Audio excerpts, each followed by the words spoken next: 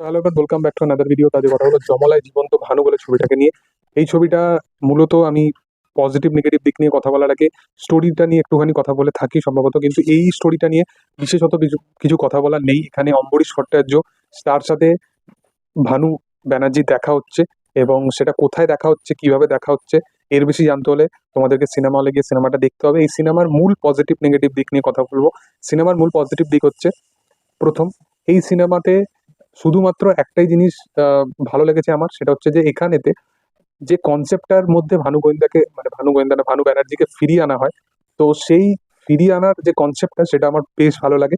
কিছু কিছু জায়গায় শাশ্বত চ্যাটার্জির পারফরমেন্স সত্যিই ভালো, কিন্তু ভানু ব্যানার্জি তার যে লেগেসি, সে যে যা যা করে গেছে, তার সে যেরকম যেরকম পারফরমেন্স দিয়ে গেছে, সেটা আনম্যাচেবল। সেটা কখনোই সম্ভব নয় কোনোই অ্যাক্টারের মাধ্যম দিয়ে বা কারোর দিয়েই এই ব্যাপারটা কনভিন্স করা সম্ভবই নয় যে সেই ক্যারেক্টারটাকে বা সেই উম, মানে সিনগুলোকে আবার রিক্রিয়েট করার মতো ক্ষমতা আমার মনে হয় কারণ নেই।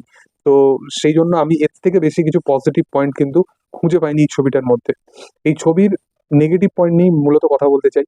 প্রথম নেগেটিভ পয়েন্ট, এখানে একটা ছবির যে ফার্স্ট হাফটা হয় সেটা খুবই রিপিটেটিভ ওয়েতে চলতে থাকে। ছবির ফার্স্ট হাফে এখানে একটা সায়েন্টিস্ট, সে একটা তার আবিষ্কার করেছে এবং আবিষ্কর্তার কারণে সে বারবার পাস্টে চলে যাচ্ছে। তো সেই জিনিসগুলো দেখাতে গেলে খুব কনভিন্সের দরকার, খুব ভালো ভিএফএক্স বা ভালো মেকআপ সব কিছুরই দরকার। সেই জিনিসগুলো না আমাকে বিশেষতভাবে কনভিন্স করতে পারে না।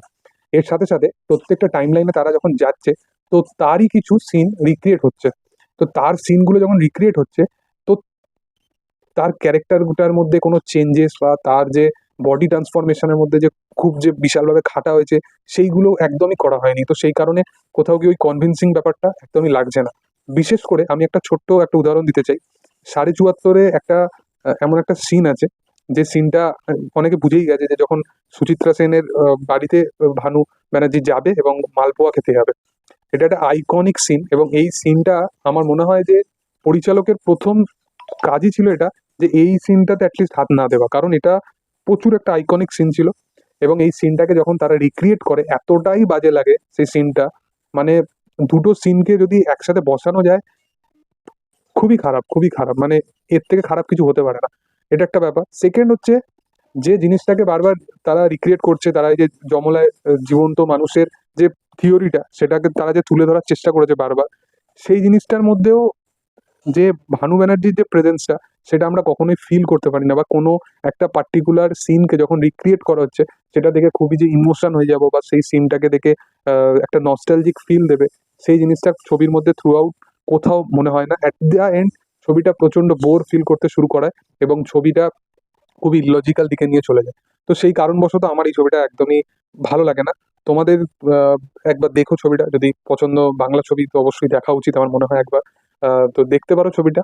আর তোমাদের কি বক্তব্য এই বিষয়বস্তুগুলো নিয়ে, অবশ্যই কমেন্ট সেকশনে জানাতে পারো। আর ভিডিও যদি ভালো লেগে থাকে, লাইক শেয়ার সাবস্ক্রাইব করে দিও। Thank you all, by.